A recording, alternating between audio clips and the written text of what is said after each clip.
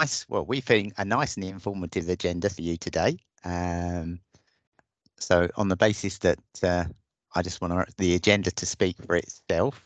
But what I would say is, if you think you find this useful, please tell your colleagues. You know, we aim to do these once a quarter, and they're sort of more informative and inspiring to allow you to go back into the organisation and sort of act like a value maker, I guess, for want of a better phrase. So yeah, so without further ado, we thought what might be important. There's a lot of things going on, obviously around planning, organisational change. So to get a regional perspective on things, we asked Jason, who's the head of finance brackets assurance for NHS England, to come and provide us with a little bit of an update. So with that, over to you, Jason. Thank you. Thank you, Daryl. Thank you all for having me along. I've got some slides that I'm struggling to get onto my screen at the moment, but I will walk you through those in a moment. For anyone who doesn't know me, my name is Jason Donner, and I worked in the regional team. Daryl used to be my boss. Worked in the regional team for about 4 years now. Before that, I was primarily with providers for about 20 years. So I've done a little bit with commissioners, a little bit of providers, but sort of love the NHS. Landed in the NHS by happenstance. Just they're the only people recruiting, but sort of one of the best things that happened to me. Let me just try and share this screen again. Sorry, bear with me. I don't know why this is not.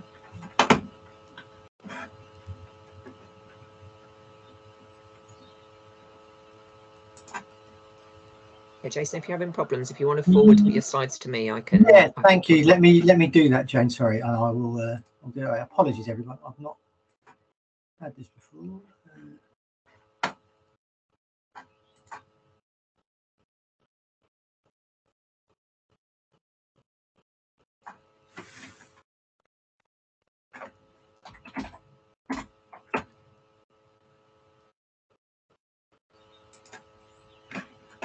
Right, so I've just sent that to you. I'll talk to it while I'm waiting for it to come up. Jane, let me know if that doesn't come through. So the first thing we're going to talk about is the revenue position for the organisation. So across the east of England, in the first 2 months of the year, we are £32.6 million off plan. That's a really shocking number. We're really worried about that. For anyone who's been in the NHS for any period of time at all, usually month there is no month one. You know, don't really do it properly. Month two, people typically have been reporting to plan. You know, not exactly, they don't balance all of the numbers exactly to plan, but the position is, you know, that dire that all of the systems and all the organisations are worried enough that they're flagging this early in the year, they're off plan. To put it in context, there's £60 million, £62 million overall deficit, of which only 29 was planned. So there's still a bit of a hockey stick in terms of delivering the efficiency plans throughout the year. So in one sense, the report that I'm sharing with people, not sharing with people at the moment, is very wrong. What we're trying to do is we do 3 real things with that position. The first is it real? Sometimes the region can wonder, is everyone being super prudent in what they're sharing out with everybody? Are people assuming that, well, this will be the worst case, that will be the worst case? We don't think that's the position at the moment. Thank you, Jane. If you see the slides in front of you, so that's a split of the 6 systems, the breakdown of the £33 million I was talking about, and you know, not to point out the blindly obvious, the region are very worried about that number. And a straight line adds up to nearly £200 million. You'll also see, and just probably some of you are aware of this, you can't actually change your forecast outturn until the region let you. So we take no comfort at all in that the forecast outturn is still 0. Doesn't make any difference to our reckoning on that. We are very worried about this, and the national team are worried too. The east of England is about 1/10 of the country. It's pretty rule of thumb, the 10th, in lots of ways it works out well. and nationally that's the same position. It's not the same in a regular way. It's not exactly that degree of overspend across each of the systems. Is differential, but broadly we're about a tenth of the problem nationally, and that's the scale. Jen, could you move us on to the next slide? So what do? So as I described, the first thing we do, is it real? Is it a median case? Has everyone said, well, if everything goes possibly wrong that possibly could, is that how we've got to this number? It doesn't feel to be the case. It feels broadly genuine. There's a couple of specific areas that we're going to look into with each of the 6 systems. One is industrial action. How are people accounting for industrial action? And at the deputies meeting we had earlier this week, there was some quite starkly different numbers presented across the different systems in terms of how much it's costing the system. So the logical argument goes something along the lines of, industrial action has happened. I need to backfill the staff who are on strike in order to deliver my activity. There's a premium cost to that. Probably agency consultancy costs are higher, or if you're having to have more senior staff fill in for the junior doctors, there's a premium expense to that, which organisations are in some places experience a lot of. The challenge we've got nationally is, at the same time as saying, well, we're experiencing all these extra costs, the activity's gone down as well. So the national team want to know, well, how either you're backfilling these staff and it's costing you a lot of extra money to do so, in which case you should be able to deliver the activity right, or you're not backfilling the staff, in which case you're saving the costs of people's pay who are on strike, and that makes sense, then you won't deliver. At the moment, the national team are hearing the message, yes, I am backfilling, it's costing me a lot more money, and no, I'm not delivering activity. So we're trying to get to the heart of that. Why is it differential, and what's the exact position? The other key driver that's causing the variance so far is the non-delivery of efficiencies. So the plans only went in 6 weeks ago. I think it was probably a known fact that not all of the efficiency plans were fully evolved, fully developed, but the scale of fall off in the first couple of months has been much more material than we were hoping. So, what do we need to do? So the green box, what remedial actions are taken? Ensure everyone knows that the scale of the problem, that we're working collaboratively to try and fix what it is, understand what we can do, what's driving it, what can we do about whatever's driving it, what other opportunities exist, and what can we do. And I've just stuck it in the little black box in the meeting. It's slightly unprecedented to do it so early in the year. We're going to have 6 system meetings. If you look back on the first slide, and we'll send them out, SNE are not particularly off plan. Suffolk and North East Essex are 0.3 million, in the range. But for the other 5, we're definitely going to have meetings next week or early the following week to talk through with the system leaders what's happening. Because to tell you probably what you already know, if you get another couple of months into the year at this trend, you may have already lost the year. The recovery trajectory gets harder and harder every month that this level of overspend continues. So we're looking to take steps and actions as soon as possible. Jane, if you could move us on to the 3rd slide. So I'll stop talking about revenue, because capital is a slightly different position. So revenue, it's difficult. We're going to have meetings straight away. The capital position, and there's a few really good things to point out for this. This is the first time, this is the BI tool that's been shared. Systems are going to get their own version. This is the first time I've seen system capital, which is the top box, the bit given out to each of the systems, primarily paid for by your depreciation, the money the system's in, and the national capital schemes all in one place. That's a real step change for me, because I would have been saying things recently like it's really difficult to understand or follow capital and see it all in one place. So this BI tool, which is fantastic, is really, really helpful. You can see what is being spent by scheme, what is being spent by system, and you can drill into it, what's being spent by scheme, by system. And I think that's been a real challenge for us, trying to get the handle on capital. Capital spend in the region last year was really good. It landed almost on the nose, on the money. So it was a very good thing. But it's quite a worrying area, capital. It's very volatile in the spending levels. But it all works. The spend is massively, massively ramped up in the last few months to land on exactly the spend levels. The region spent exactly the right level of money, but only because there was contra, some were up, some were down in month 12. So it's a sort of an area we worry about, but it landed in a good spot. So in month 2, capital spend's not bad, and we tend not to hold it to the same exact standards that we do with revenue. Daryl? Yeah, I was just interested, Jason, why the two boxes don't equal each other. But they're showing different amounts. So one's the national programs. The top box is just the system capital, the PDC as we'd have called it. So that begs my next question of, I would have thought that, are we talking millions, not thousands? Because the number looks quite small. Yeah, no, sorry, we are. Yeah, we're talking. Yeah, I think we're talking 47,000 thousands. Yeah. So 47 million. Yeah.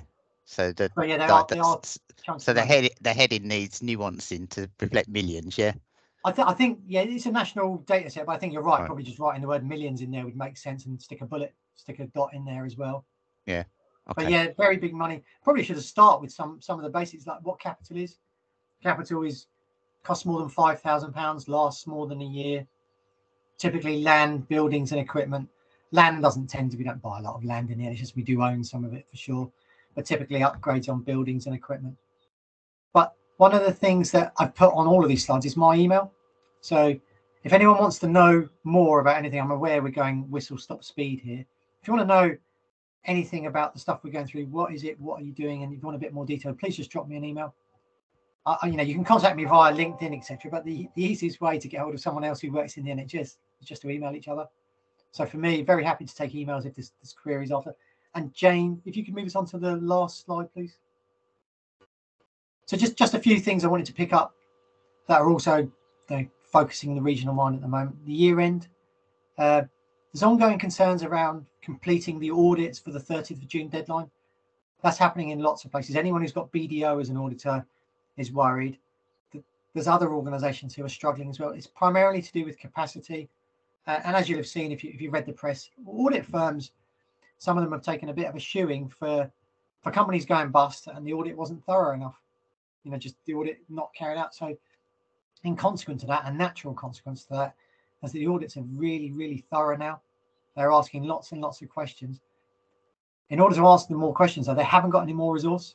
They haven't got any extra staff. It takes a little while to train audit firms in place. So it's quite possible that a number of organisations will miss the 30th of June deadline. Our job is to keep the national team informed and to make sure that we're doing everything we can to hit that deadline. But the audit firms don't overly worry about our deadlines at times. We don't have huge leverage to encourage them to go faster. There's one other specific issue there around cloud-based assets, and whether if something's in the cloud, it should really count as capital. To point out the obvious, if something flips from capital to revenue as a result of that decision, it will materially move the year-end positions. But those discussions are ongoing. Just in terms of housekeeping for the region, like the ICB's, region's going through a consultation at the moment.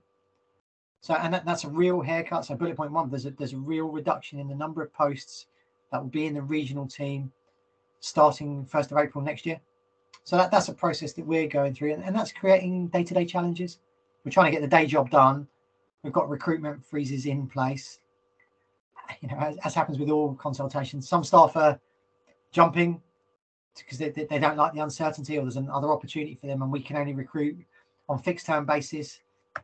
As the fixed-term level becomes shorter and shorter, it becomes increasingly unattractive. So we're sort of bugging that. We're not special. No one from the regional team doesn't think we shouldn't go through a consultation. We're very quick to ask that first slide, £33 million off. What are you doing about it? What are you doing about it? How are you being more efficient? We should have that mirror pointing at us, and we're just going through that at the moment. Third bullet point, finance is also jointly responsible for operational capacity. Sometimes we can get fixated on our own little bubble. I've got to break even. It probably is my day job. My first day job is to try and live within resources, but I've got other day jobs too, and one of them is to try and deliver operational services so that we treat patients, because that's the whole point of the NHS. I think important to remember that we try and have joined up conversations. It doesn't always work, but trying not to have a slash and burn approach to trying to break even the position, not just simply ramping everything down. We need to do it in a measured way, because our job is to deliver activity too. And the final one for me before I'll take questions is planning feedback for last year, lots and lots of feedback being gathered, and we're feeding back at a national event on the 29th of June, so next Thursday. How was planning for you? Some bits were good, still some significant challenges, and we're probably going to start planning for 24, 25 now. And that was some feedback we had from our deputies group, which deputy groups of deputy directors of finance across the region had a meeting face to face on Monday. Get on with it. You know, we always tend to rush right at the end. Are the things that we could start doing now? And we're really looking at how to make that happen. So thank you very much for sharing my slides, Jane. If you take those down, I'm very happy to take questions with the little bit of time I've left you. Thanks, Jason. That was really interesting. Do we have any sort of immediate questions? You can either put your hand up or post the chat. And obviously, a lot of that was quite familiar to me, Jason, having formerly worked in the region myself. Yeah. But I guess my question would be: has a lot changed in NHS England in the 3 years that I've not been there? I think it has. I think we relaxed financially during COVID, no doubt. The amount of rigour and grit we had in the system was relaxed because the system, that the process nationally that was in place, whereby, COVID funding was backfilled. So if you overspent and you could evidence this was driven by COVID, the amount of money, was made right for you, all systems got made right. I think we're just getting back to exactly where we've always been historically. So we've changed in the sense that we've gone back to where we were. Money's incredibly tight. We're trying to juggle lots of very challenging situations at the same time. And we are putting that rigor right back into the systems. The one thing that's different is we're doing it in month 2. I think it used to be a month 4, month 5 job with 2 or 3 organizations. Now it feels like a month 2 job with half to 3/4. So it's very difficult. I think we are better at doing system first, and we used to go organization first. We're better at that, but still not perfect. Thanks, Jason. Jane. Yeah, thanks, Jason. That's really helpful. I think you probably said a little bit about this, but I'm quite interested in what the national position looks like. Are we a real outlier in the east of England, or is this? No. Yes, so we're not allowed to share the overall national numbers, but what I can do is tell you that we're about a 10th, and we're about 33 million over. Well, we are 32.6. So that 10th, don't take it to the bank on the exact numbers, but we're broadly in line with the overall national picture. But there isn't one picture nationally. We're better than some, and some aren't struggling at all. And so we're really trying to find out, well, why? What's the East? Everyone's different, but everyone's sort of the same. Everyone's got inflation pressures. Everyone's had industrial action. What is it that we're doing, and what can we learn from those that are better? It's I think there's 6 questions going out to 14 different systems this week. 6 questions from the national team asking, what's your run rate done since last year? What part of your plan exactly is not delivering? And the 6th question is, what are you doing about it? And again, that those minds are focused at a very, very senior level so early in the year is new to me. I don't know if Daryl, Jane, you have a different perspective on recent decades. Yeah, you're right. It is new. Right. If we can just take the question from Simon, and then we'll need to move on. Yeah, thank you. It's a very quick one. Back to you, Jason. Obviously, you've talked a little bit about the national position, and obviously within all of the systems, we've all highlighted very early on the levels of risk in all of them. What is the actual end game on this? Because a lot of the systems are not going to be able to recover their positions, and it's still going to be, you knew this at the start, at the centre, that there was massive risk in the system. What is the natural end game when systems can't literally do anything else to save money? Or is it literally going to be, you just have to get there with however you get there, and you then start crippling services just to get back to a financial parity? What's the kind of national view on that, other than you just have to break even? So I think you're right, Simon. I'm not going to be able to answer that in the sense no, absolutely definitive. But let me give you the overview. We're trying to have joined up conversations so that you don't hear from ops saying, must do more, from finance saying must save money, so that you hear it in one place. I think there is a nuance in the sense of we can evidence where we're doing everything possible, delivering the current service, where it could be more efficient and effective. And that's a reasonable question all the time. So what can we do that just takes costs out, that doesn't impact services? Ultimately, I guess there needs to be a mature, reasoned and involved conversation saying, well, what are the priorities? What is the balance between delivering break even at one extreme versus, and the slash and burn I talked about, which we're not going to do, versus, well, are there certain services that could be started later? Are there things that we were going to place? Should any new developments be put on hold for a little while? Should there be a trade-off between that? Is there more that can be done jointly? And those sorts of questions. It's not, I think the NHS is pretty good at not making dramatic movements, knee-jerk reactions to something. But Minds will be absolutely focused on that. And I'm aware of some systems in the East where they are looking at services. If we had to make a rationing decision, which we do all the time, frankly, we ration all the time. The plans we put in include rationing. If we had to ration further, where might we take that? So I'm hopefully, I don't want that to be a politician's answer, Simon. I don't think we have. I don't have the answers. It's almost like, is it literally, does it go back to there just isn't enough funding in Department of Health for this? And is anyone actually prepared to, at the top level, with all the pay settlements that have been agreed, based upon delivering efficiencies, is it a political problem more than a delivery offering? Jason, shall I say something, given that I no longer work for NHS England? So clearly, that NHS England will be sending in support to help challenge systems, and there will always be a strong push to either come up with new efficiencies, new collaborative ways of doing more with the same amount of resource. But ultimately, there will be high-level conversations between the Treasury, between NHS England and the Department of Health around the risk. And, politically, do they want to break the vote and spend more money than actually has been sort of gifted through Parliament? So ultimately, that discussion may well happen.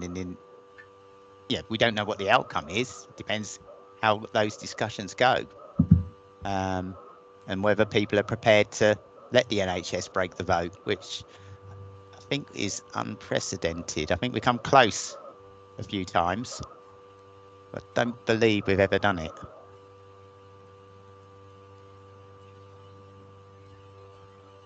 Right. Okay. So I think we better move on. So all I would say to the other people that are going to speak is that I will curtail my presentation to sort of come in line with time. So don't worry about your time at the moment. So our next item is being a green light champion, and hopefully, I can see Graham on the screen.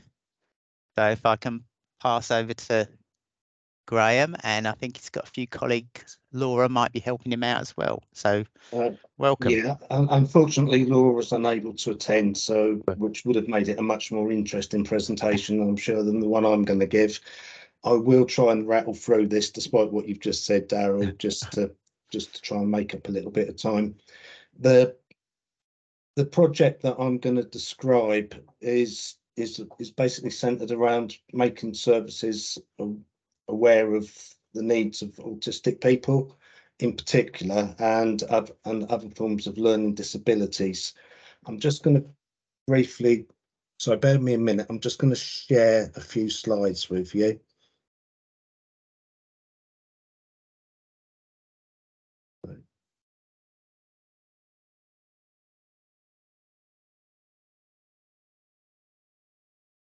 Right, I now unfortunately can't see any of you guys, so I'm kind of a little bit flying in the dark with this, but can you all see that okay? Yeah, we can see it, Graham, thank you. Right, sorry. bear me just 2 seconds.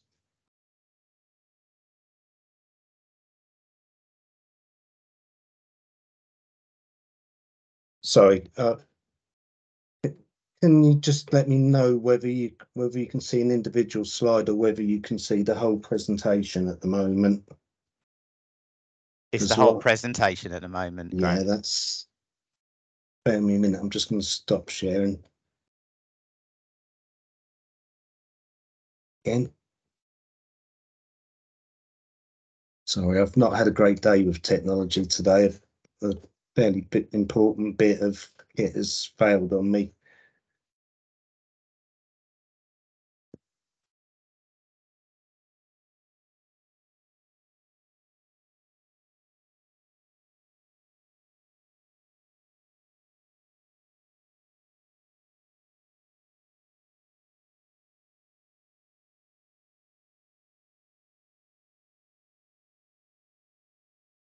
It's still the main presentation, Graham, but we can see the slide. Oh, there we go. We're in. Yeah, we should be in. Yeah. Right. All So, good. so as I say, I work as a support accountant within Norfolk and Suffolk NHS Foundation Trust. We don't actually hold. We're not actually commissioned to deliver much in the way of learning disability provision, but there is quite a close connection statistically between various forms of LD and autism in particular, with other mental health diagnosis. So, as part of a response to this, and for various other different reasons, our trust has a specific project known as the Green Light Project. So what I'm briefly going to talk you through today is I'm going to give you a brief overview of what autism is, a brief overview of the aims of the project, a little bit around what best practice actually looks like, some examples of the reasonable adaptations that can be made to help support people in autistic people and other forms of LD within our services. A little bit around the Green Light Toolkit, which is the method that we use for assessing and measuring our services over time. And the last little bit, most of what I'm going to talk about is probably the natural reaction for corporate services to look at this and say, well, this is clinical, this isn't anything to do with us. And I actually want to explain why I don't think that's right and why I personally became involved as a Green Light champion within the trust. So autism is a fairly broad spectrum, but over 1% of the UK population have a diagnosis, but the true level is probably far higher. I read recently that the first person internationally to be diagnosed with autism died recently, and he was 89. So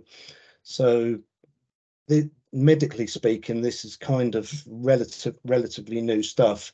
So particularly amongst adults, there will be a lot of people that won't have had the clinical diagnosis. So the actual proportion of the UK population is probably with autism is probably a lot higher than that.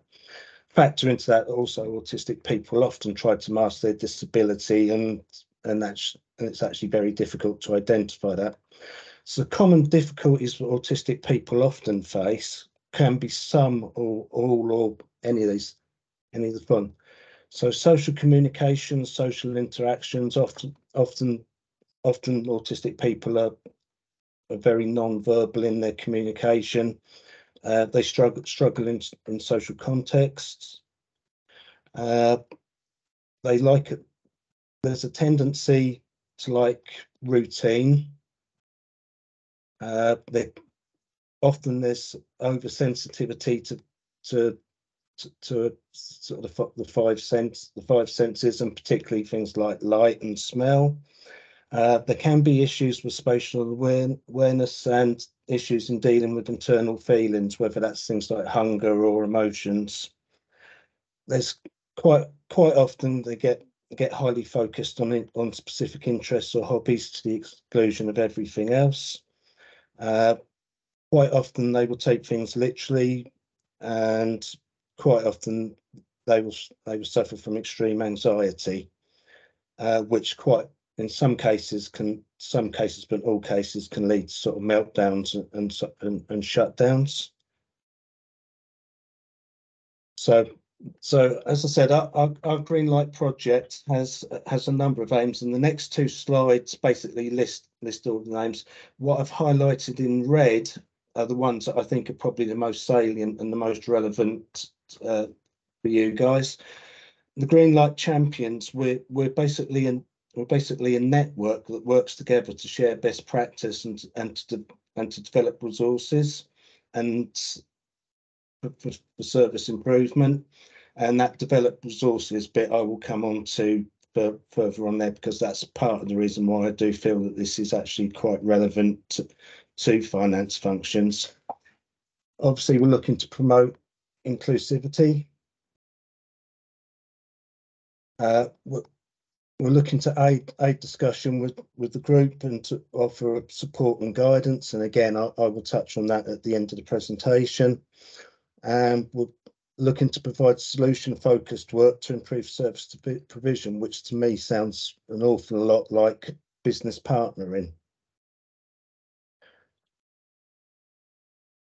So this being the NHS, we love an acronym, and the one that's quite often quoted for best practice is something called SPELL, and that stands for structure. So that's whether that's the use of visual aids to communicate, whether that's having sort of various routines. For example, if somebody's trying to access a community service, can we give them consistent appointment times so that they begin to get aware and comfortable with the time of day that they're seeing people. So it becomes basically, the access to our services becomes normalised for them within their routine. It's about taking a positive approach, and probably the one I would highlight on there is actually the allowed time to climatise, which is not always easy when services are under pressure and we're looking to get people seen and assessed and dealt with. But when we're looking to deal with service users that have a diagnosis of autism, we do need to try and build some time in to allow them to adjust to their surroundings and their situation. Empathy, I think it's really important that you try to keep a sense of calmness and communicate in ways that are supportive of the individual service user. Low arousal, so that's around creating a safe environment where things are decluttered, where the information is clear. And again, coming back to the allowing time to acclimatise, I think allowing time for the service user and their carers to process what's going on. And the last one is links, and again, that's around sharing information with individual family members. So the next slide basically goes through some, but not an exhaustive list of examples of reasonable adjustments. Now, the first one is quite important. It's about making sure that diagnosis of autism or suspected autism are picked up and consistently flagged on medical records. If we get this wrong, and nationally, various different trusts within the NHS have got this wrong, it can ultimately end up in a coroner's court. I think the reason that we now nationally have autistic training for all members of staff stems from one event that happened in an acute hospital in the Midlands, where an autistic teenager didn't have the right notes on, woke up from having a fit and was given inappropriate medication, which then caused a reaction for him that unfortunately led to loss of life. And so So I say that one is an absolute fundamental, I think, for everybody. Provision of easy to read documentation. So there's a language that's been developed that uses symbols and pictures rather than words, and that's called Macatron. And we have a service user led expert who spends a lot of time within our trust rewriting service user documentation using Macatron. How can we change our physical environment, particularly for waiting areas where things can be congested, they can be noisy, the lighting might not be good, we might be bombarding people with lots and lots of posters. So what can we do to improve that? Can we make appointments for people at less busy times? So if we know somebody has a diagnosis of autism, can we see them at the start of the day or at the end of the day when waiting rooms, for example, might be a lot less busy and a lot less crowded? Use of communication cards and other forms of symbols. Again, that's kind of addressing non-verbal communication for service users. There's quite a high correlation between deafness and autism. So do we look to have sign language available? When we communicate, can we avoid metaphors so that because what we say will be taken literally and using metaphors will be confusing to people with autism?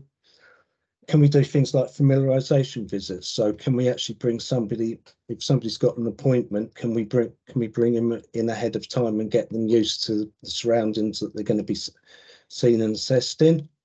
And the use of enabling technologies. So those are just some examples of the things that as trusts we can all do change at. So how do we assess this? Well, we have a toolkit. The toolkit is an annual survey that has 27 questions. It's completed by service users and staff, and the questions are in 3 separate groups that get progressively harder for organisations to achieve. So questions cover things like the physical environment, documentation, care records, staff knowledge, training, and access to resources. And from this, we're able to have a traffic light system to grade the performance of individual services, individual wards. And from that, we can start to identify long-term trends and identify areas for improvement. So, as I said, most of what I've described there is fundamentally more targeted at service delivery from clinical services. And as it happens, I think I'm still the only member of the corporate service within the trust who is a green light champion. But I just for this slide, I just want to go through why I personally think that's actually the wrong approach, and we need to get more corporate services, and especially finance, involved.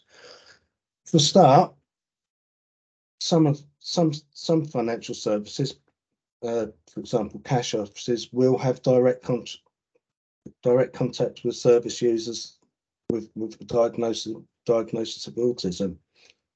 So understanding and being aware of these things, being aware of your environment, I think is quite important for those members of staff. Similarly, with most of us at some time will come in contact indirectly with service users, whether that's moving around the sort of clinical sites or whatever. So we may come into contact, and we need to be aware of how to act and how to interact around that. Coming to the more finance specific, knowledge of our green light projects doesn't have a standalone cost center. So we have to find funding options, and this is where my role as a support accountant within a management accounts team it becomes a little bit more of a business partner. On one of the previous slides, I talked about adaptions of waiting areas, for example. One of my proudest moments working as a green light champion was actually in the approach to the end of last financial year, where I was able to use my knowledge and my contacts within the services to arrange for the provision of non-ticking clocks and various different toolkits for it. That might not have happened given the financial circumstances that 23-24 is on, but my awareness of the processes and the year-end creditor processes and my contacts allowed us to get the orders put through in 20 and take the hit in 22-23.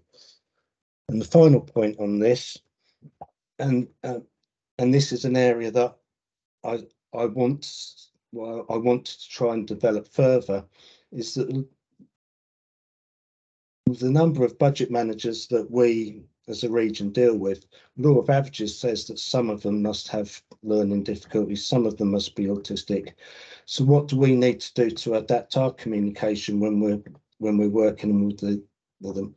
Do we need to look and consider how we adapt how we do our reports to make things and the last point on there is, do we reschedule budget meetings to take account of social energy? Now, the idea of social energy is that, you know, everybody gets through the day, comes home, you sit down, you have your tea, and you just collapse in front of the TV exhausted because you've had a full day of social interactions. Now, for people with autism, that social energy gets burnt out far quicker, particularly if they've tried to, in inverted commas, normalise their day and their relationships with people. So do we need to maybe prioritise meeting times for budget managers that we know are autistic to take account of things like that? So if anybody's got any questions, in a minute I'll come off the thing, and if anybody's got any questions, I'll quite happily take them.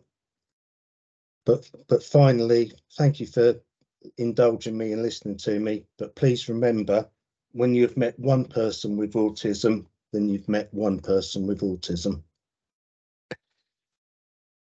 Thank you, Graham. That was really, really informative. I've got a question from Jenny. Hi, yeah, my son is autistic, so this is very close to my heart, so thank you for everything you're doing. And I was just thinking, when we come into hospitals and doctor surgeries and stuff, often I have to tell them, which was really awkward before he knew he was autistic, which is crazy because when I go through an airport, it's much easier because we have the sunflower lanyard, and Yeah. I've never seen that used in an NHS capacity, and I was just wondering whether we already do and I just don't know, or if we don't, why don't we? And maybe we should. My wife works in the Estates and Facilities Management team at Barts and the Royal London, and their lanyards, they do have autistic friendly lanyards, which their wards and their services all have. So I think within the NHS, within the wider NHS, it is becoming a little bit more prevalent. But those are the type of sometimes quick wins that can make a difference. But again, it's promote. The whole point of the project is to promote the awareness of it. Even within clinical services, the level of, particularly if a specialist service like a mental health trust service, sometimes you can get a little bit sort of narrowly focused, which is kind of ironic, given that's one of the things that can happen with people with autism. Yeah, I was just thinking they could it wouldn't be a cost because we could use the sunflower lanyards that are already used for airports, and then you're just using the same thing all the time. but I don't know who from an NHS top perspective could send something out and maybe just do it across the board. It's an interesting point, and it's one I'll take to the next Green Light Champions meeting that I go to, see whether we can kickstart anything. Thank you for what you do as well. That's fine. Yeah, I don't know whether Jason's still on, but it's something we can pick up with him as well, and perhaps he can send that up the line, because it was really thought-provoking. It's a shame we haven't got more time to ask more questions. So what I'm suggesting that we do is we take one more item, which is developing system-wide training and development. And I believe that's Sophie Barnett is making the presentation. I think Sarah Brisbane helped prepare it. Double act, Daryl. And it's a double act. There you go. Yeah, we're doing a double act. That's fine. And then what I suggest we do, we take a 10-minute break. And then we've got the innovation session, and then Jane and myself will make the rest of the session work by adjusting what we say to fit the time. So over to Sophie and Sarah. Thanks, Daryl. Thank you. So, I guess just as an intro, I'm Sophie. I'm one of the divisional heads of finance at Adbricks. Hi there. Sorry, I'm trying to do the tech bit at the same time. Sarah Brisbane, I'm head of commissioning and income at Royal Papworth, and I'm hoping you can see some slides. Yep, all good. Ah, fantastic, good stuff. Okay, right. In that case, I think we'll crack on. So, excuse me. So, I just want to start by really introducing Cambridgeshire as a collective. So, we're made up of 6 different organisations. As you can see coming on the screen now, they're quite varied organisations as well. So we've got obviously the ICB, we've got community services, mental health, university teaching hospital, specialist trust, as well as DGHs. And we, Sophie and I, really are here today to talk to you about how we came together as a collective and how we feel we are stronger as a collective, working together on learning and development in the Cambridgeshire and Peterborough system, and to talk to you about what we've achieved so far. So I guess the first question is, well, how do we start and why did we start this? And it really goes back to the HFMA National Awards. So at Papworth, we have been shortlisted for the last 3 years. And in 2021, when we received the highly commended, one of the things you do when you're shortlisted for an HFMA National Award is you have an interview with the judges. So it's just one of those moments where you sort of take a deep breath and you just get on with it. And we felt quite confident on the subject of sharing knowledge. We had our skills matrix at the time, which we'd shared with probably 50 organisations nationwide. It's being developed as a national tool as well, which is coming out very soon. But we got asked, what sharing have you done with your system? And it was kind of that little moment you think, oh God, no. We've shared nationwide, but really we haven't shared within our own system. So moving towards the world of ICBs, this really got us thinking about how we could share knowledge with our nearest and dearest. And with the backing of the deputies group, the deputy DOFs group last year, a group of like-minded colleagues from across those organisations in the Cambridgeshire and Peterborough system, passionate about learning and development, we formed what we call our system L&D group.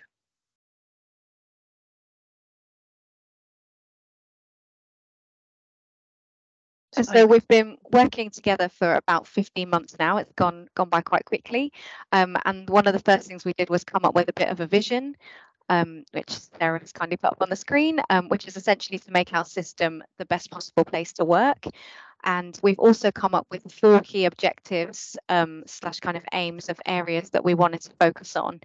So those were career development and progression, skills development, recruitment and retention, and innovation and improvement. So covering quite a wide range of areas. And what we did was kind of turn those into 4 different work streams within our smaller group.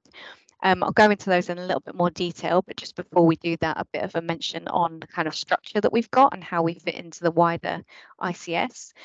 So we've got our kind of original group of us keen individuals from the different organisations. We've got at least one person from each organisation within the ICS. And apart from SpecCom at the moment, which we are sadly missing, but we're hoping to re-engage with them and have them included going forwards. So we've got at least one member, and ideally we've got deputies in each organisation as well to have a bit more coverage.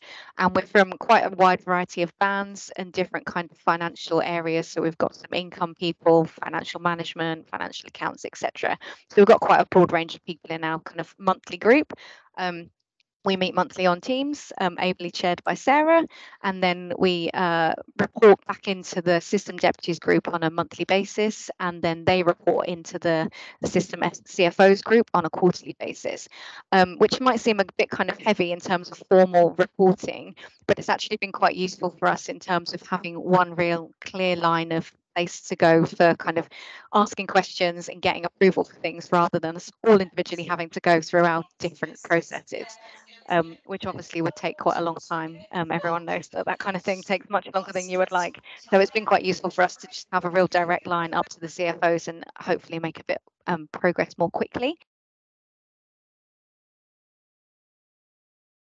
On to the next slide, please, Sarah. Thank you. So a bit more around the work streams that we've got. We identified these work streams quite early on, and I thought I'd just talk through roughly kind of what we wanted to cover under each one. So for career development, we wanted to look at things like secondments, student networks, grad schemes and placements, apprenticeships, and talent mapping. And then for skills development, we wanted to look at identifying skills gaps within our organisations and across the ICS, looking at awareness and promotion of all the different types of learning available and making sure that we were sharing those opportunities across a wide range of people. Recruitment and retention, pretty much self-explanatory. The one thing that we included in this that might not be obvious is the FFF accreditation. So we thought that was a key element of our kind of recruitment and retention strategy across the ICS. So that was included within that work stream. And then last but not least, innovation and improvement. So looking at better ways of working, sharing best practice, and hopefully doing some kind of automation of some of the processes that take us quite a long time. And we realised quite early on that was a lot to cover for our tiny little group. So what we decided to do was pick one area of focus for each of those work streams so that we weren't overwhelmed. And we tried to focus on things that were either kind of high priority so they'd have a high impact, or things that we thought would be quick wins so that we could demonstrate that we were making some progress. So we started off with our 4 focus areas, which I think Sarah will put on the screen. Yep, those. And then we added a 5th, which was study policies, which kind of was cross-cutting across the different work streams. And I thought it would be useful just to kind of talk through the progress that we've made against each of those and what we've actually been able to achieve. So we have been slightly hampered by having year-end and budget setting in the middle of when we kind of got our stride going. So that has kind of slowed things down a little bit, but I think we're pretty happy with the progress we've made so far, with lots more still to do. So if I go down the list, first up was the student network. So we realised that we've got lots of students all across our different organisations doing different qualifications, each with kind of different arrangements in terms of bringing students together within the organisations. And we really wanted a way of bringing together all the students across the ICS and being able to kind of share learning, etc. We already had quite a developed student network at CUH, so we decided that we would, rather than kind of reinventing the wheel, we would open that up on a quarterly basis to the students across the ICS. And to do that, we've identified a kind of student contact in each organisation to coordinate that. We haven't had a quarterly meeting yet, but I think there's one coming up soon now that we're over hopefully most of the audit period. And the plan is to really have a chance for all the students to get together, to share learning, maybe come, identify a study buddy, recognize each other when they go to First Intuition and don't realize they're sitting next to the person they email about invoices at Papworth. But also we were hoping to eventually have maybe external speakers come in to talk about interesting topics, you know, study techniques, etc., so that we could do that on a wider basis and hopefully have a bit more attendance, because you know what it's like with a student network, you know, 2 people turn up and it's not really a network, it's more of a chat. So it'd be nicer to have a bit more volume of people. So that's our student network. Then study policies linked to that. We've realised we've all got slightly different study policies within our organisations. Bit of a problem if you're kind of looking at moving between organisations. You know, do they do the same qualification? Do they do apprenticeships? But also, I guess what we want to avoid is being able to poach staff from other organisations by having better or different study policies. So one of the things that we're in the process of doing is looking at all of our study policies and doing a bit of a comparison to check that they're kind of reasonably aligned, with also some organisational differences, I'm sure, but making sure that the key bits are there. So that was our second area of focus. Then ring-fence learning time. So this is something actually that Papworth came up with that we basically all wanted to borrow, which is exactly why we were doing this group in the first place, to share ideas. The basic concept is that everyone in finance across all of the different disciplines has 30 minutes of ring-fence learning time in the month. You might say that's not a lot, or you might say that is a lot, but the idea around 30 minutes was that it's something that everybody should be able to do. It's not, you know, 3 hours and you've got to take half a day over it. It's something you should be able to fit in even the busiest diary. So Papworth already had that implemented. At CUH, we've been doing it for the last couple of months. I have to say it's taken a little while to get the comms out and get people kind of engaged with it, but that's a bit of a work in progress. And the other organisations within our system are planning to launch this over the next couple of months. So what we're really hoping for is that this will become a kind of universal offering across the system, where we know that at least everyone is enabled and given permission to have that half an hour of learning time each month. So we can always report back on how that's going in a future meeting. Next up is accreditation, and I know we've got a slide coming up on that, so I won't steal Sarah's thunder, but I'm sure you all know what accreditation is anyway. And then lastly, automation of processes. So I'm sure everyone is aware that there's kind of increasing reporting requirements and, you know, having a position at working day one. And we thought rather than kind of every individual organisation reinventing their own process for that, we wanted to set up a group who could come together and discuss that. So far, this is probably the area that we've had the least progress on, but we have now identified the members of the group and got volunteers from each organisation. And we're hoping to set that up in the next couple of months for people to come together and share ideas and come up maybe with a way of automating things if that's possible. So we're quite excited about what that group might come up with once they have met. And then on to Sarah for accreditation. Thank you. So yes, accreditation. So this is the one, as Sophie said, that we have definitely achieved. And I just wanted to show you here. So this is in May 2022, so just over a year ago. This is where each organisation within Cambridgeshire and Peterborough stood in terms of accreditation. So as you can see, most of the organisations were not accredited. We had NWAFT at level 1 and we had Royal Papworth at level 2. So if we now go on a year, and this is the year that we've been working together as a group, you can see now all of our organisations within Cambridgeshire and Peterborough have an accreditation level. That the group in the grey in May 2022 have all moved and they've achieved their level 1, which we're incredibly proud of, and we worked very closely as a group to do that. And then as Royal Papworth, you can see have moved from level 2 to level 3, which again we are incredibly proud of. And just kind of sticking with that pride message, we asked all of our people to come up with a few words, which are coming very, very slowly, for this slide, which you can read, obviously, when slides go out. Just looking at some of the main words here: benefits, commitment, opportunity, success. It's just been amazing, really. It's worked far better than I think any of us could have imagined. So really our message to you is, what's stopping you achieving more together? Because if we can do it in Cambridgeshire, then so can you. And we've seen those benefits now, and we're starting to reap the rewards of that collaborative approach to development of learning within our organisations. And not only that, I mean, you get to meet and work with colleagues from across the NHS family that you may not have done so before, as Sophie said earlier. So, really, what's not to like about that? So in terms of our next steps, there's quite a lot on here actually, which is really good. It just shows that we've got lots to do. Accreditation, yep, brilliant. We've moved to the right hand side, which is fantastic.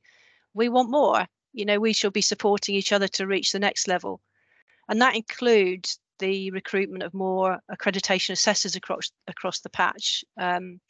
Having done this myself for the last couple of years, I have absolutely no doubt that undertaking this role helps immensely when you do your own organisational submission. So if there's anyone out there who's kind of thinking about it, I would certainly recommend that. As Sophie said, working day one, early stages at the moment, but the next stage is a workshop. We've got the right people. We just need to get that together. As we achieve focus areas, we need to replace them with other things, and we're trying to look at a good mix of short term and those that maybe require a little more work. So getting that balance right is important to keep the momentum going and see that success and see the outcomes from the work.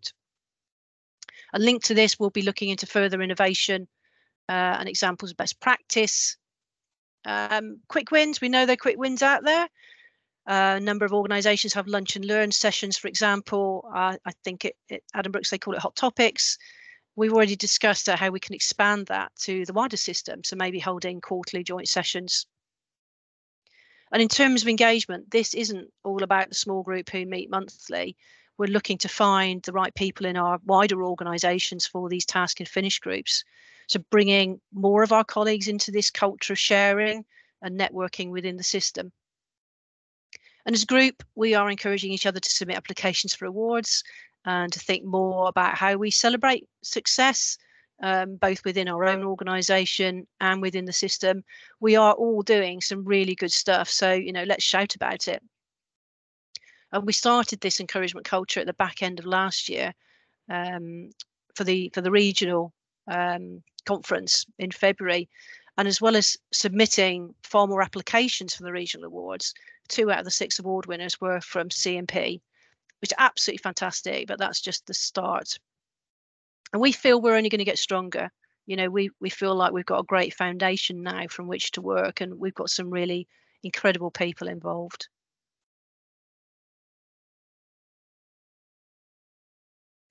So just a few points of things that we kind of learned along the way that we thought it would be good to share if you are considering this journey in your own system.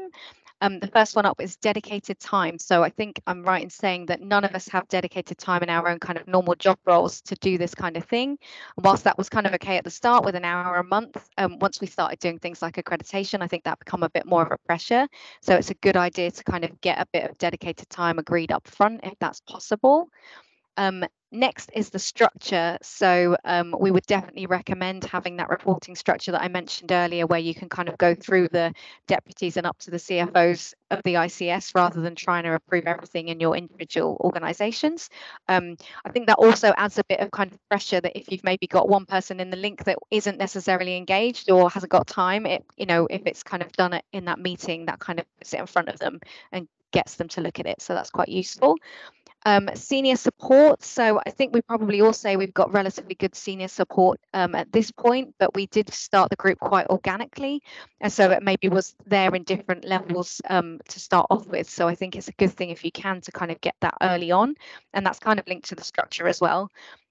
And lastly, understanding each other. So I think we all came to the group with a preconceived idea of around what kind of finance is and what different bits of finance there are. And I think we've realised relatively early on that there was a bit of learning to do around what different finance teams do and what, you know, what differences are there with commissioners and providers, etc. So that's I think you kind of need to understand those differences before you can make things consistent. So that's definitely something to do early on, understand the other organisations and really kind of learn what they do before you try and cram everything into kind of a one size fits all scenario, because I think that's a useful thing to do at the start. And then I think we've also got a few top tips. So the first one is to find some like-minded system colleagues. It's honestly been a lot better doing this kind of thing within the organisation when you've got a bit of backup from someone else. The added bonus, I guess, is the sharing, but also the fact that you can use that a little bit to leverage things within your own organisation, because you've got a direct comparison that's nearby. So you can say, you know, Papworth have got level 3 accreditation, why can't we have level 1? And you just use that to generate a bit more interest. Found that works quite well. Structure we've kind of already discussed. Being an assessor, so Sarah mentioned that, and I have to say Sarah's expertise and knowledge around this from being an assessor really helped us in the accreditation process. We had quite a few sessions where we went through all of the requirements, and Sarah and her team were able to kind of share things they'd done and share knowledge that they had from looking at other organisations. So definitely would recommend that if you're looking at accreditation.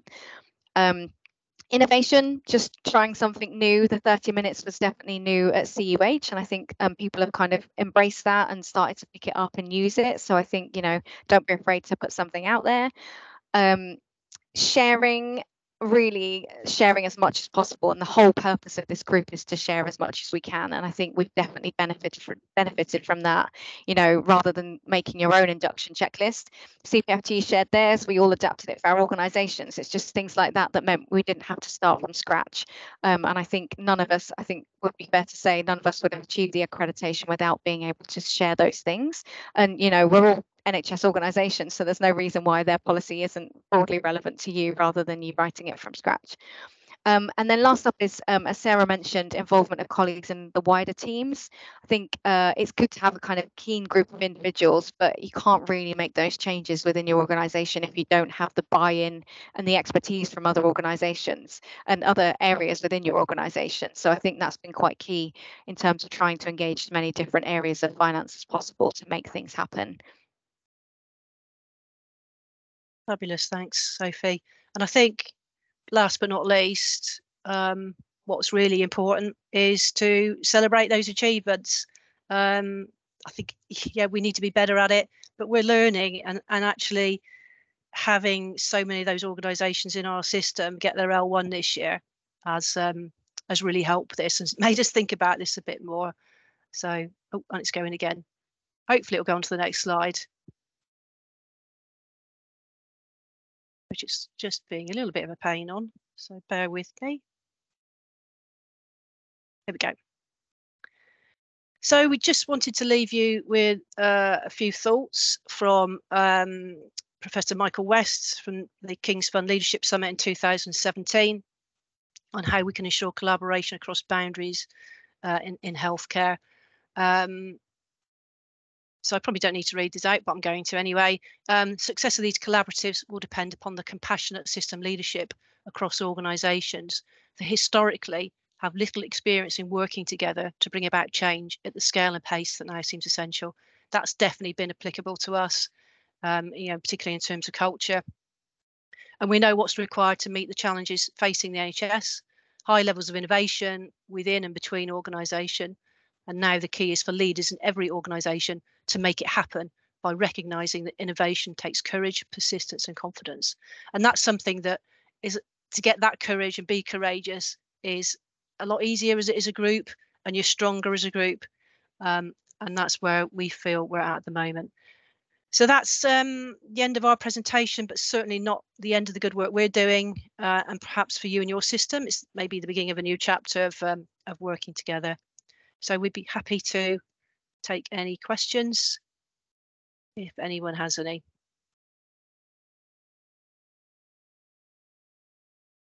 Thank you. That was really informative, and having just had the system conversation about us working more collaboratively, had colleagues join our development day yesterday. Oh no, the day before yesterday, and then colleagues from our organisation went to help present at the ICB development day the following day. Your presentation, I need to steal quite a lot of that, so thank you for that. I think we've got time for one. I want to finish by 1:15 so that we can try and catch up a little bit. So Karen. Hi, really interesting presentation. I was just interested to know how you actually kicked this off and how people sort of volunteered. Was it a struggle to get people involved, or did you seem to have sort of some emphasis and encouragement from others to get involved? Should I kick off, Sophie, and I'll hand over? I think at the start, certainly at Patworth, learning and development is so well embedded that it kind of seemed natural for us to take it to the next step of sharing to the system. And really that was done probably through Sophie Harrison, is our deputy DOF, who made those contacts at that level, who basically then went back to their organisation, said who's interested basically. And Sophie, I'm going to hand over to you then, because I'm hoping that you put your hand up and said, yeah, I'll go for it. Yeah, so I think CUH is a slightly different story, because I don't think we've got quite the kind of L&D development that Papworth have, and we're kind of riding on their coattails a little bit.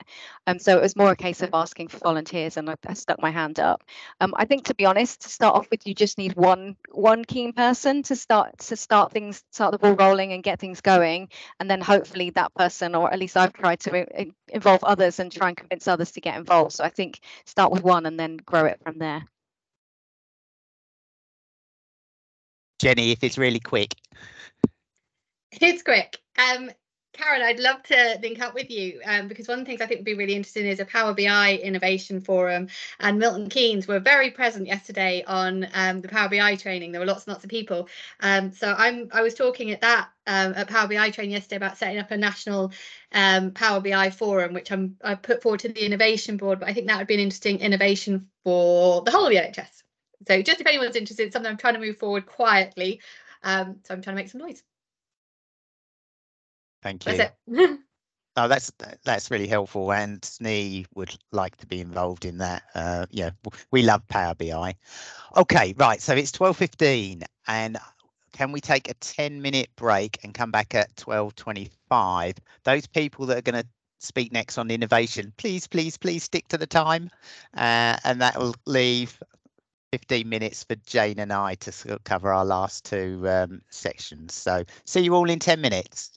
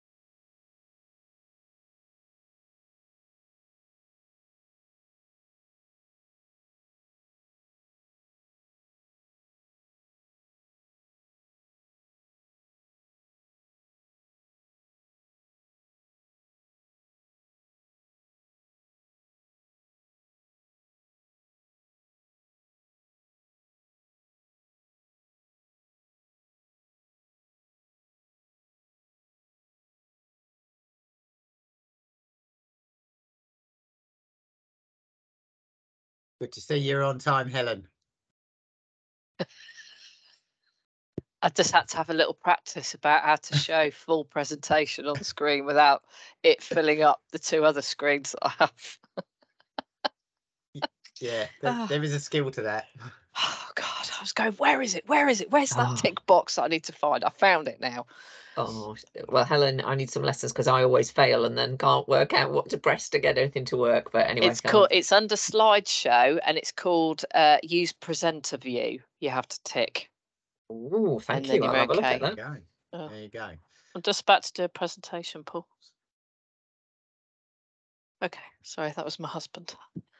Okay, well, we've still got 29 people on, and hopefully we'll have a few more join as we go forward. So, conscious of time as always. So, Helen, if you would like to make your presentation on putting on in an innovation bid.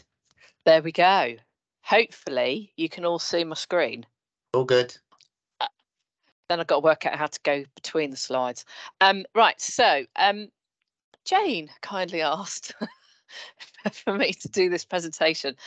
Some of you would have been possibly at the HFMA conference earlier on this year, and I presented the innovation that Norfolk Community Health and Care Trust put in.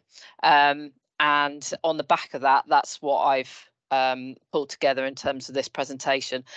I still am employed by NCH&C. I'm currently seconded into the ICB, so I have two hats on.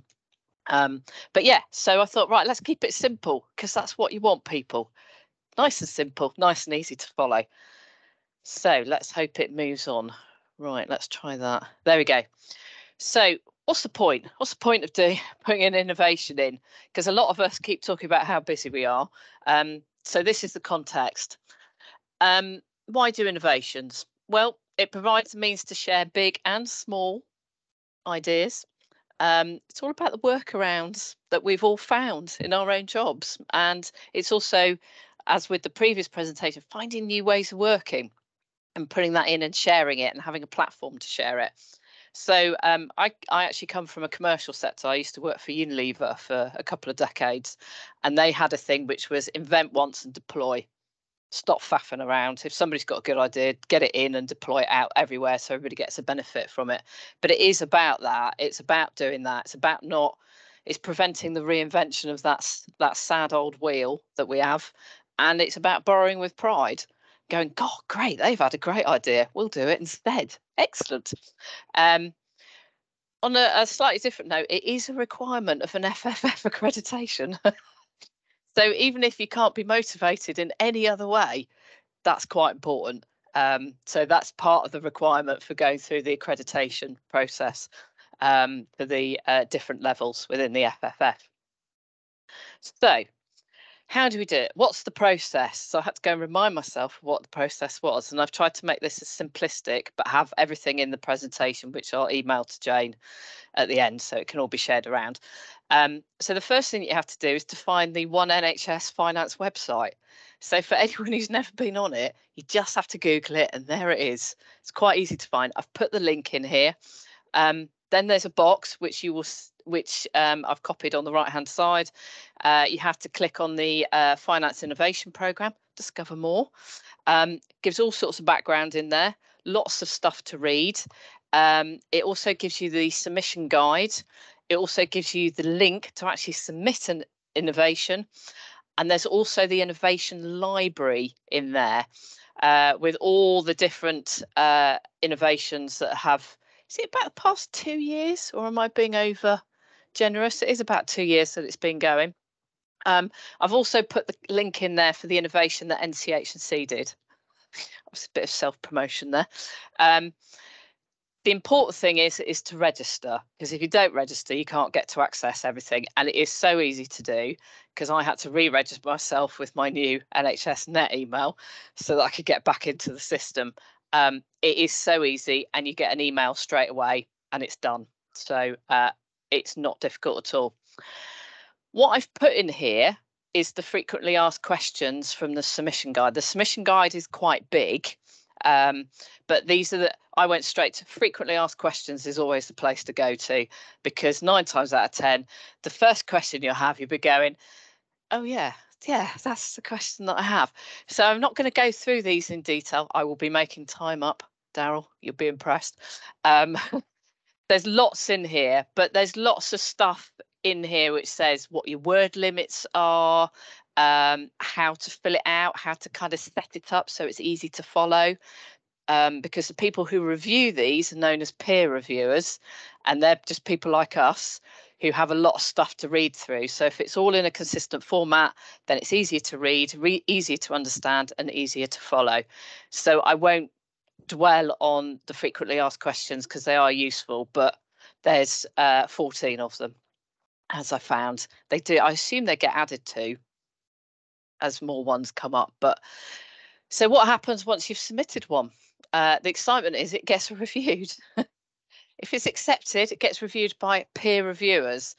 And if they approve it, and it's just people, you and I, doing this, it then gets published, and then the person who's put the innovation in becomes the owner of that innovation page, and you can add extra bits of information. Has it improved? Has it changed? Has the scope widened? You can add elements in, so it keeps it as kind of like a live library, which is really, really useful. I think it might be on my next slide that I did this. Oh, that's not so good. Oh no, I'll go back. Here we go. So for me, learnings and benefits, keys. So the thing that I learned when I presented at the HFMA conference, and I went last, and I was after Daryl, and I'm sat there going, oh my God, all these projects are massive and they're strategic, and it's all about, really good ways of working and stuff. And I presented a purchase to pay non-PO innovation and just thought, oh my God, everybody's going to think this is really boring and tedious. However, it was really pragmatic and everybody loved it. So that was a learning for me, because I was starting to pap myself as I was sat on that stage waiting for my turn to go last. So it doesn't have to be spectacular. It's about, I found a workaround, or I found a better way of doing something. Here it is, and I'm sharing it with everyone. The other good thing is become a volunteer to be a peer reviewer, because then you start to see some of the innovations come through and what format they're in. And then it kind of gives you that insight. If you're worried about submitting an innovation, that's a good route to go. So that's what we did in NCHC. There was, I think, about 2 or 3 of us who did peer reviewing. And the thing for me, it's about curiosity is a key. It's not doing the same thing every single day, in and out, because your predecessor did it, or because that's the way we've always done it. It's about going, well, that's really irritating. Actually, there must be a better way of doing that. And it's just being curious. And a lot of us have been so long in jobs, we're like, oh, I've just got to get through it and it's fine. But actually, we all have those ideas. We all have those ways of understanding and finding a new way of working. So all I've said is get your teams to look at the existing innovations and start to use those resources. I had a really good guy who worked for me in NCHC that I'd pose him a problem. That's one of the first places he would go to would be the innovation library to see if anybody had done anything on it. And you can use search mechanisms and there's search tools on it, etc. And I've also put some useful email contact details on there as well. There you go. That's me done. Any questions? Woo. Thanks, Helen. I have to say that Helen's done a great job of describing it. It is that simple. Just get on and do. That's all I can say to you. And it's like an exam. So if it's really crap, it just doesn't go any further, and it's okay. You don't need to tell anyone. It's a lot easier. Okay, brilliant. All right. So I think Paul has come on screen. So, oh, Jodie's got a hand up. I was just going to say really quickly, what Helen made the point about reviewing the innovations that are on there, and that's a really good point. So at NSFT, we split the finance teams into different groups and then kind of allocated 6 or 7 innovations to each group, and then they fed back and said, this is really good, this isn't relevant to mental health, or we're doing this already. But we've picked out like 4 or 5 that we're just like, this is so good to implement. So that's one way of doing it. It's like sharing out the innovations, allocate them between your teams. That's a good shout, Thanks. Jodie. Thank you for that. Okay, should we move on to Paula from the Software Skills Network? Yeah, so it's my turn now to see whether I can get this to show okay on my. Does that look right? Yep, we've got it up. Yep, thank you. Success. So we all received an email a long while ago around the new initiative of the Software Skills Network, and we all know how easy it is for these emails to all of a sudden end at the end of your list and you don't do anything about them. I had a conversation with Jodie and I asked Jodie what she thought, and I said I really think this is something that we should do something about to make sure that we utilise what's available to us rather than it getting buried and nobody actually doing anything with it. So what we've done is we've held our first 1 or 2 Software Skills Network meetings, which are just within our management accounts department within NSFT at the moment. Mainly first to find out people who are interested. IT skills isn't everybody's bag, they're a necessity, but to take it further isn't always the way. And then to make sure that everybody had got the email, or if not, we forwarded it on and we made sure that they could join the network to be able to get the logins, etc. So that took a little bit of time to get everybody to that stage. There are 4 packages currently under the network. There's Excel, which as accountants we all use, Power BI, which for financing and SFT is actually a new software package that we've not actually used ourselves very much, and so we're all pretty much on a steep learning curve on that one. Power Automate, which again is new to us, but with a view for innovations, definitely something worth picking up. And then SQL for people who are really sort of technical minded and prefer and like that programming style of doing things. So we created a virtual group. Like a lot of areas, we all work from home the majority of the time.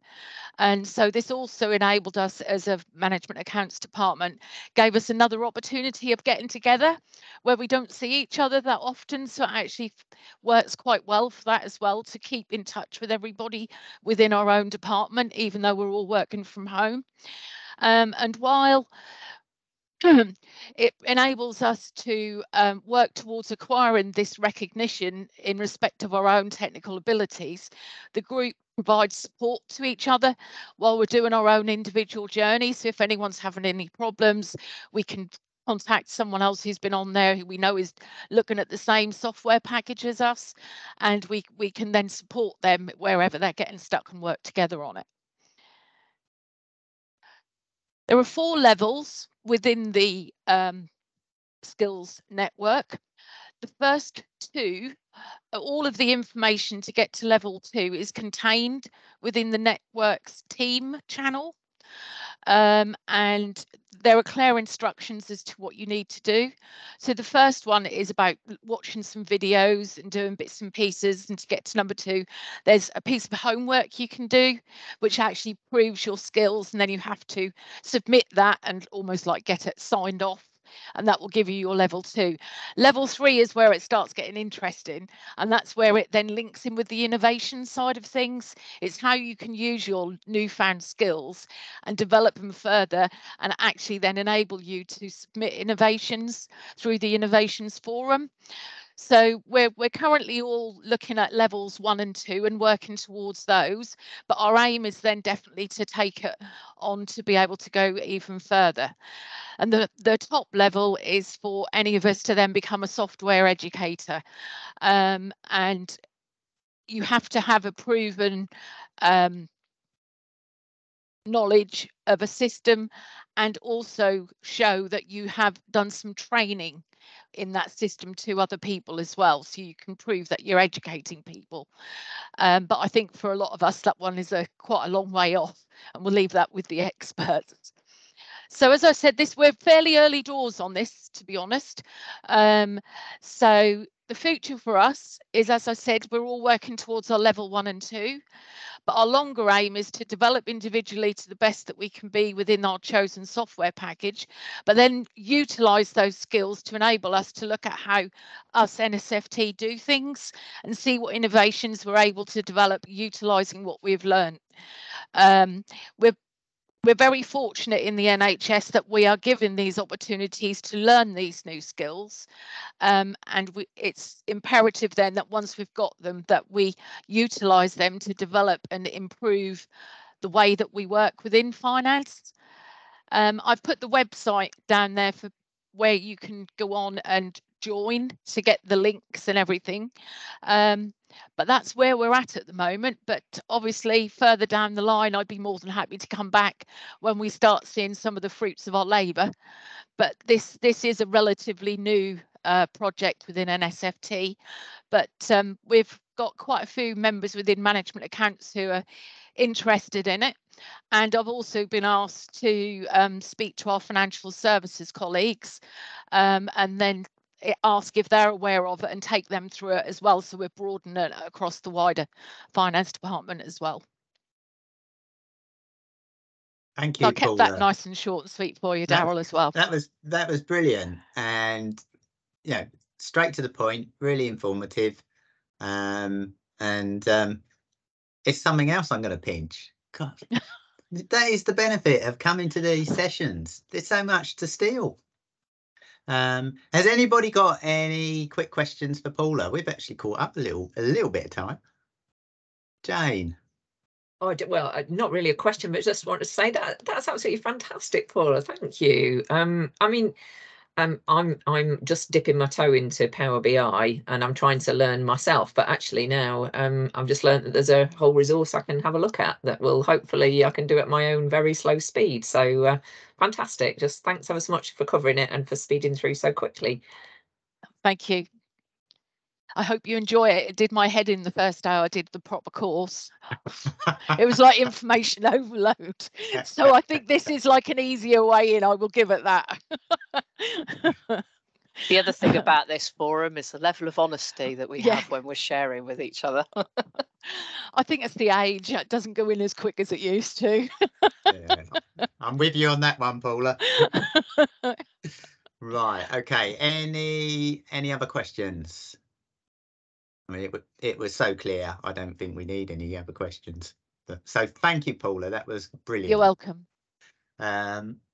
Okay. So I think we're on to me now.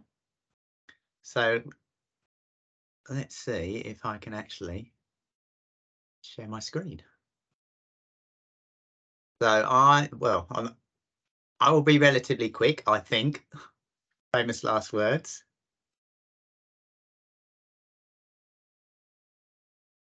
Jane, can you just give a nod if you can see it? Yeah, cool. Okay.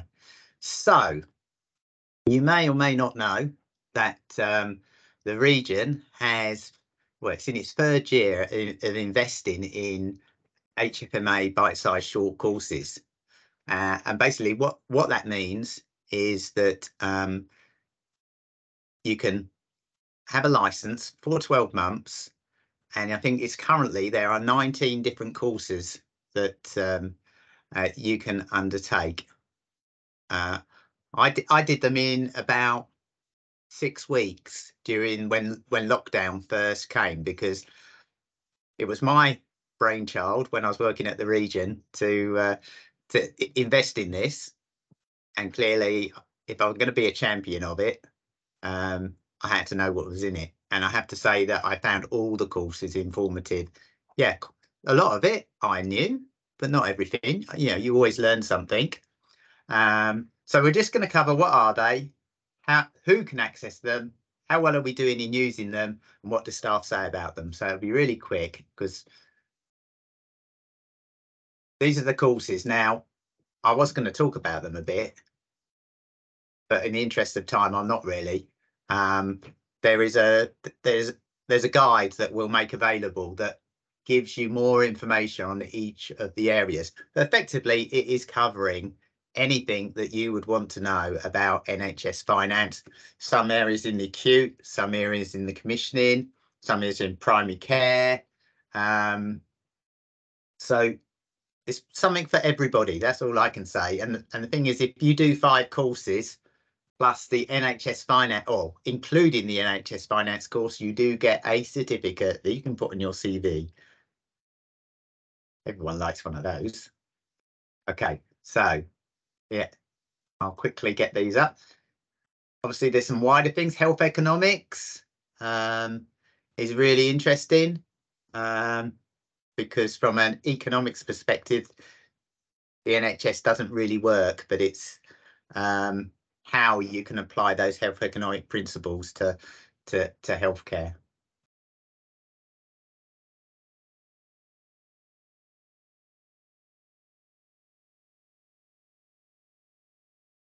And service line management, that's an interesting word, but that's just more detailed management accounts, basically. All very good stuff. Now, the other thing I wanted to do really quickly is, you may or may not know that ESR has a range of courses, the HFMA ones, that are short, medium and long. So there's some that duplicate what we've got there. And here we go. Look, it took me 2 minutes to log on this morning, put in the search HFMA, and it brought all the courses up. I've only screenshotted the first list. So they are there all the time for you to pick and do at your leisure. So that's an optional extra. So who can access them? Absolutely everybody. So I would encourage finance staff. You know, if you've spent your life working in financial services and you're interested in management accounts, or you've always worked in a trust and you want to know a bit more about an ICB, then it's for you. If you have operational managers who are responsible for resources and need to know a little bit more about what they should be doing around governance, or how the management accounts fit together, how they should be interacting with their management accountants, it's for you. We send it to our non-execs. I send them a nice little email introducing myself, giving them a long list of things they can access, and I've got good feedback from them. So anybody who touches the NHS can make use of these. We do try and say, can you please do 5 to get good value out of our licenses, which most of the time that works, but not in all cases. Okay, so how well are we doing? So we've had 2 tranches. In the first tranche, we got 2,000 licenses, and we used about 800, which was, for me, a little bit disappointing, although it was still very cheap when you broke it down to a cost per course in terms of delivery. So we were a little bit more conservative in the second tranche. We've got 500. We've been using it for about 12 months, not quite 12 months, and we've used 134 licenses. So there's still loads left.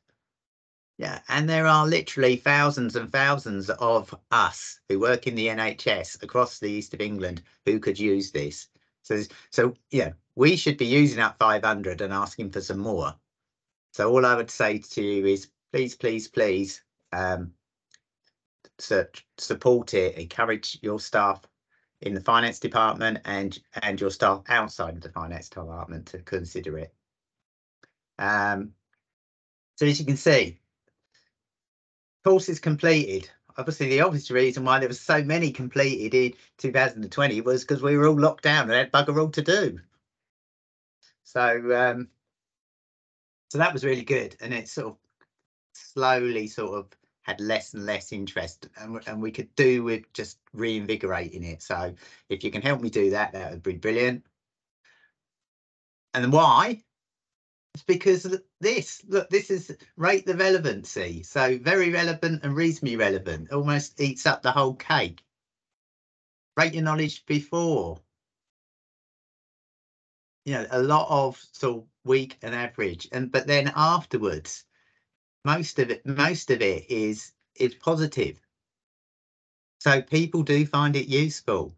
So please broadcast it with your organisation. So I think this is the NHS budgeting one. good knowledge for every management accountant in the health sector. And then this is somebody else who is sort of making payments and income. And this is people, they're working in that area, but they've still chosen to do the course to see if they can learn more, which is even better. So that's my presentation. I think I should close my screen. So that's it. It's there. It's available.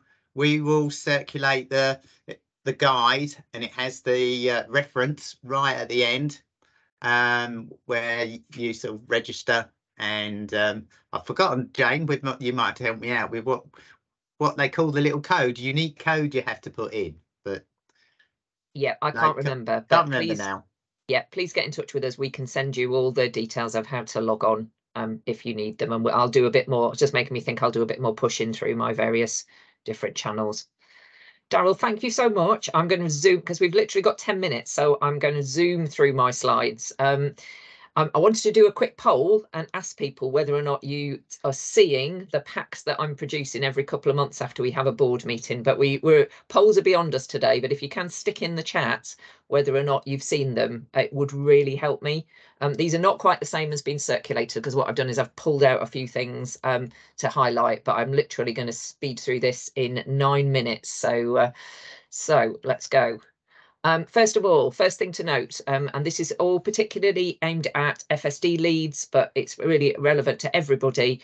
Through the National Finance Academy, that's part of One NHS Finance, there's a set of free national development programmes, and there's something for everyone at all grades. Now, they open at different times during the year, so it's a good idea to have a look. There's a link in the pack at them. There are 3 that are open for the next 8 days, and they are the Career Shapers one, which is for bands 2 to 4, the Going Beyond programme for band 8C+, and the development programme for deputies called Accelerate. Straight after that comes the Career Developers opportunity to apply for. That's the band 5 to 6s, and the Breaking Diversity Barriers that comes up in August and September. So if you're a line manager, if you're a team leader, have a look at what might be useful for people in your team, because quite often people need a little bit of a tap on the shoulder. They're a bit unconfident about it. So have a look both for yourself and for your team. And just a reminder that open all the time is the sponsorship program,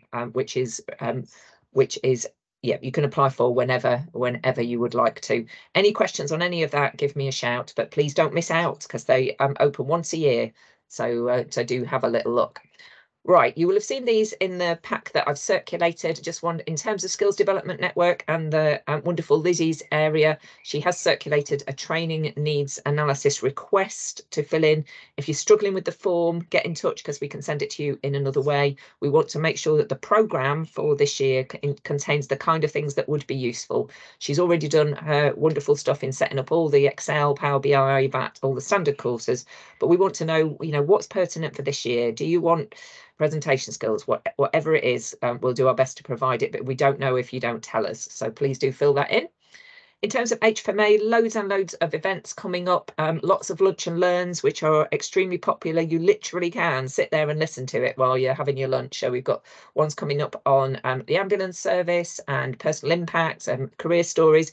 But I particularly wanted to draw your attention to the fact that we'll be launching really, really soon our Rockstar Superstar conference. Find out more when the details go up, but it's basically we're combining the student conference with a conference for band 2s to 6s. It's going to be 2 days in Cambridge, really close to Cambridge North Station, and I think it's going to be oversubscribed. So if you've got individuals who you think will be interested in that, please look out for that one and don't miss out.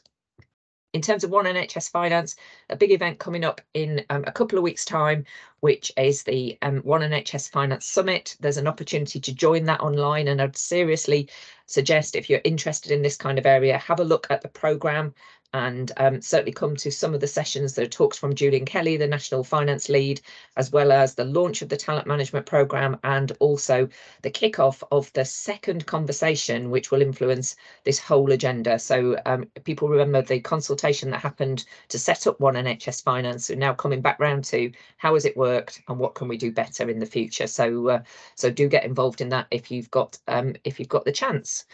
We talked about the Innovation Forum. These are the ones that are from our patch, and you can see on here, there you are, Helen, proudly presenting the Norfolk Community Health and Care Trust. I just wanted to emphasise that we do some great stuff in East of England, but Innovation Forum, we're not very good in terms of numbers. So I've even included one from Arden and Gem CSU that happens to be down as East of England.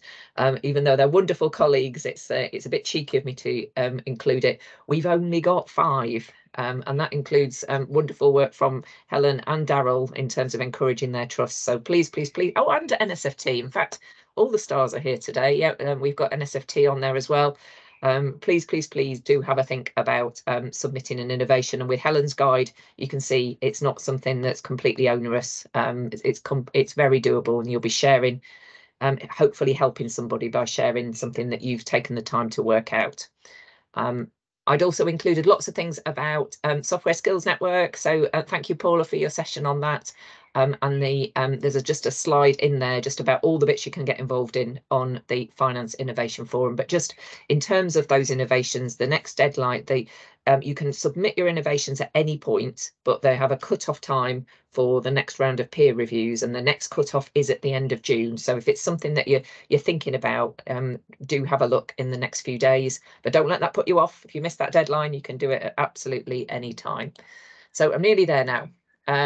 Accreditation, thanks to our Cambridgeshire colleagues for talking a little bit about this. This is what the map looks like now, because the challenge is on to try and get the whole region covered. So we've now got fully accredited systems in CMP, Beds, Luton and Milton Keynes, Norfolk and Waveney, who've been fully accredited for a while, and now in Mid and South Essex. So well done to all those systems. And I just say it to make Daryl cross, actually, that SNE is nearly there. So we're strongly encouraging our colleagues at West Suffolk Foundation Trust. I know Daryl's helping them, so hopefully they will be fully accredited soon.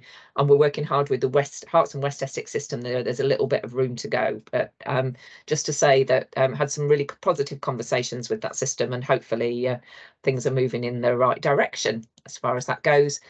And then my final slide for today is I always put I've got loads and loads of little bits to talk to people about, and I call it bits and bobs. So there are a couple of opportunities around HFMA. First of all, we are a test site for the new HFMA system-wide operating game. Now, I don't know if people have used it. Literally is a game that you play and you move patients and money around the system. It's absolutely great fun. Traditionally, there was a game that was acute focused that helped to teach people about PBR. It's now being developed into a game that is about how the system works. So do you get beds blocked in community if you don't make right investment decisions, things like that. It's great. We're doing it. It's completely free. 5th of September, opportunity to come and join us in Fulbourn. Get in touch with myself or Keith Wood if you're interested in that. Keith's also asked me to promote the fact that the East of England branch for HFMA is setting up its own policy and research group. So we've got some great volunteers for that at all grades of staff. If it's something that you might be interested in, even if it's just for a short period, if you want to find out more, there is a lunch and learn event on the 12th of July where you can find out a bit more about it, or contact Keith.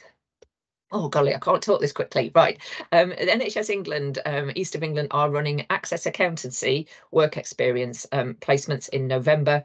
There's already happens very strongly in the Norfolk and Waveney system, and we're glad to see it rolling out into the other bits. If you do work in Cambridgeshire and you know any people 16 to 18 who might be interested in that, please do have a look. The link is in the pack, and you can how to apply, which is all via the lovely Lorraine region. That's all in there. Norfolk and Waveney, as always, doing some absolutely brilliant work, and I was particularly impressed by their volunteering showcase, which has now been published by One NHS Finance. So I've put the link in there, and I'm doing a little bit of social media on that as we speak. But just some fantastic ideas of ways to do team bonding and help the community at the same time. So well done, Norfolk and Waveney, on that. I'm excited because I've got some careers resources. Sorry, I'm losing the will to live here. Careers resources, which I can now share with you. So if you've got careers events, we've got some banners and things like that we can share. So please do get in touch. And as a final thing to say is that The One NHS Finance Academy board is working really, really hard and looking at how we can invest to help all of us with what we're doing, and coming soon information about apprenticeships, coaching and mentoring. And I'll stop there.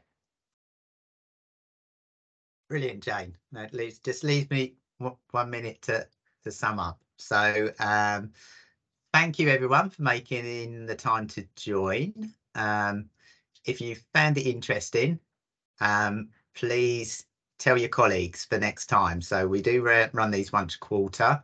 As you see, we do ask for members to actually make presentations, and we had a strong NSFT flavour this time round. It would be good if we could just spread it across all of the systems, but thank you for NSFT. Thank you for the Cambridge system as well.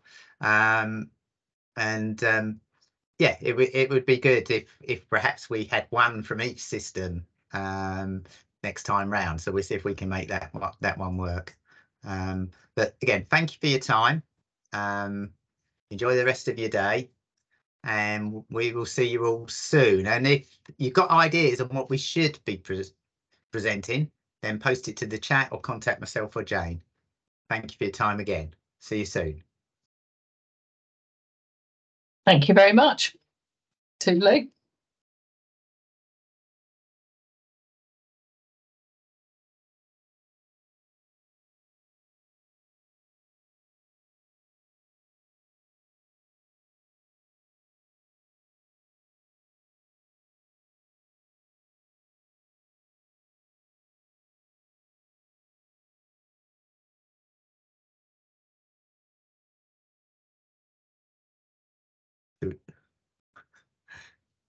Thinking we're left with the people that doing other things at the same time. I was just, I'll phone you separately, Dal, because I think this is still recording, but I thought that was really good. All right. Okay.